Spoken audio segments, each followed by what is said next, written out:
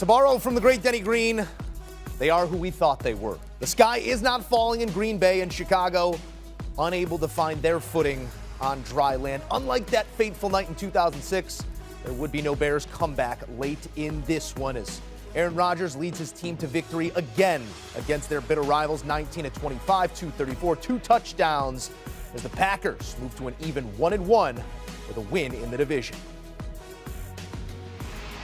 All right, let's pick this one apart with the two-time Super Bowl champ Bryant McFadden and NFL analyst Ryan Wilson. Gentlemen, interesting game here. Was a little bit more competitive in the second half, like we said at halftime. Maybe Green Bay calling off the dogs a bit, just trying to salt this one away. But I'll ask it this way, B-Mac. What was the biggest difference you saw in Green Bay from week 1 to week 2, looking far more stout in their approach?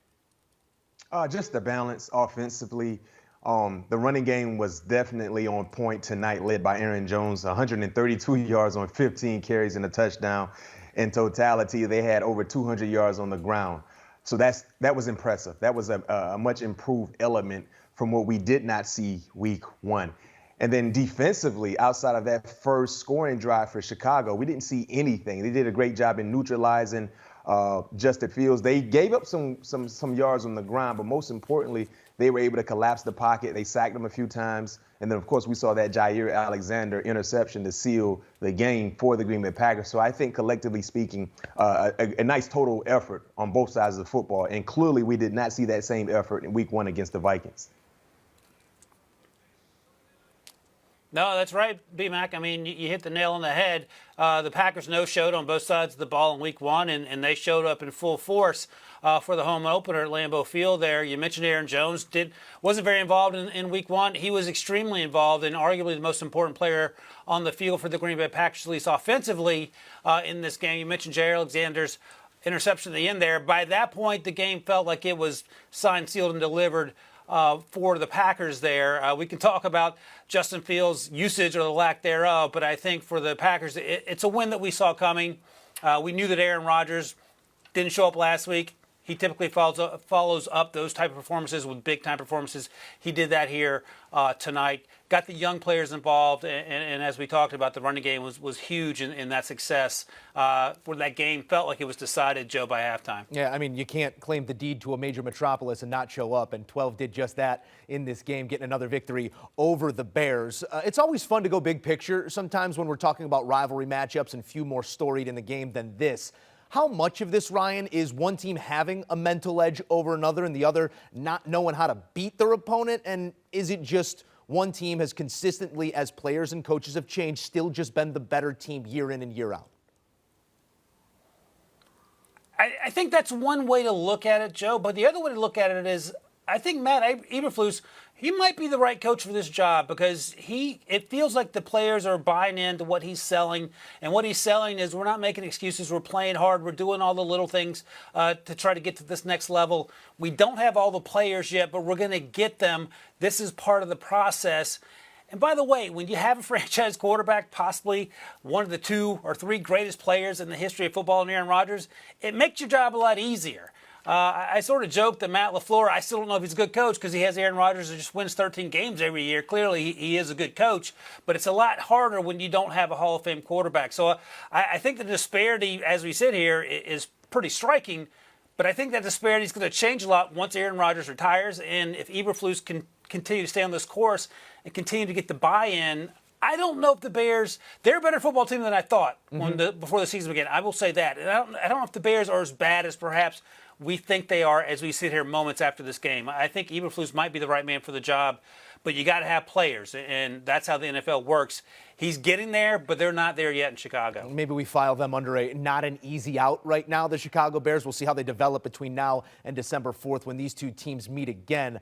B-Mac, what's the biggest growth you want to see out of the Chicago Bears in these coming weeks throughout the schedule? Just continuing to fight. Ryan talked about the lack of talent they have, and they're pretty much in a rebuild. So it's going to take some time to kind of equal out the talent when you look at some of the playoff caliber teams they're going against. But just continuing to fight and understanding and seeing who potentially can be with this franchise moving forward. You know who the quarterback is. You know who the running back is. You know, you look at some of the other positions. You got Mooney. I think he will be a part of their future plans. And then he got some pieces on the defensive side as well. but just being able to continue to fight and learn how to win. That's one thing that some teams struggle with, especially teams that are in the midst of a rebuild. Learning how to win. And that takes time. And until they find a way to improve the talent element of their ball club, they got to find ways to learn how to win. Last week, they learned how to win. I understand the conditions probably played a big hand into that, but both teams played in the same conditions. So me personally, just understanding and seeing on personnel-wise who will be with this, be a part of this ball club moving forward, and just the element of learning how to win. I think you hit the nail on the head there. Learning how to win, a big thing here in Chicago. Next up, they will get Houston, the Giants, and Minnesota. Up for Green Bay is the Bucs, the Pats, and the Giants as well. I want to talk about a specific moment in this game, guys. Not that the butterfly effect gets us to another outcome, but interesting. Fourth quarter, about 8 minutes left, 4th and goal to go. Justin Fields lines up in the shotgun, and I believe we might have that video here in a moment.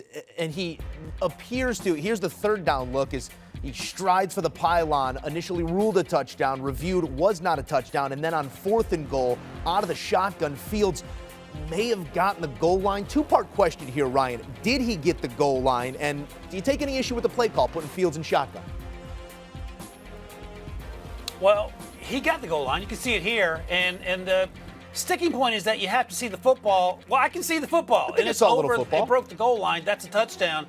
So I don't know what the holdup is. That's the smaller point. The larger point is that this is a multi-billion-dollar operation we're running in the NFL. Many of these owners are billionaires. We can't figure out a way to tell where the football is on the field at all time. The soccer has got it figured out. They have VAR, and they have ball technology, goal line technology. We can see where the soccer ball is in relation to the goal line. It's not that hard. So I don't know what the holdup is here when it comes to getting the call right, or in this case, it appears to be missing the call. And I know you need clear and obvious. It's clear and obvious if you have the technology to take care of it. We didn't see it. It didn't happen. The call was overturned. It probably didn't affect the outcome, but it appeared to be the wrong call. And that's a concern. You go back a few plays prior to that, Joe, we saw Justin Fields scramble to his left on 3rd down, stuck the ball out, appeared to get a first down around the 9-yard line, and the official mismarked it. So now Eberflus has to burn a red flag challenge. It comes back to bite him when he challenges this play for the touchdown, and now they're out of challenges. Is that Eberflus's fault? No. The officials messed up the first time, got it right with the challenge. They messed up the second time and didn't correct it. And, now you have some angry Bears fans wondering why they always seem to be on the short end of the stick when they play the Packers. Yeah, Ryan, you took it from the officiating standpoint. Let me attack it in regards to the play call. David Montgomery was a beast in this ball game. He was born to play running back. He was drafted to play running back. In that situation, when it's 4th and an inch or 2, give it to the person that was drafted to play running back. And, oh, by the way, had a pretty good night, 15 carries and 122 yards. So lining up in the shotgun is one thing. But if you line up in the shotgun, you have your quarterback playing running back, running the football. I don't like that. You have an athletic quarterback with a running back who's really in rhythm this entire ball game. If you're going to line him up in shotgun, allow him to run some type of zone read option where he has the luxury of handing it off to his beast of a running back or keeping the football. Sometimes offensive play callers get a little too cute. It's not that hard.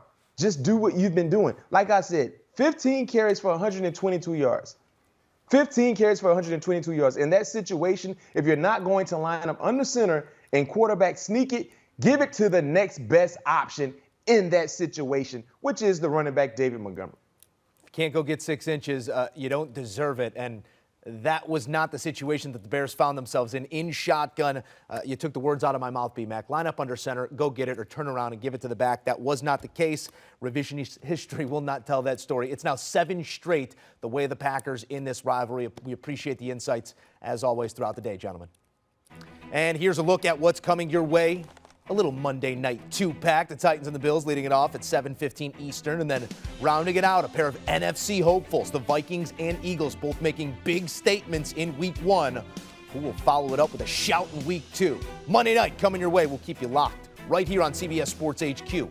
Highlights, analysis, pregame, and picks. You know where to get it. Do you want a sports network that delivers everything that matters about the game? The highlights, the picks, the instant analysis, no yelling, no fake debates, no politics. Hit the subscribe button and never miss a moment.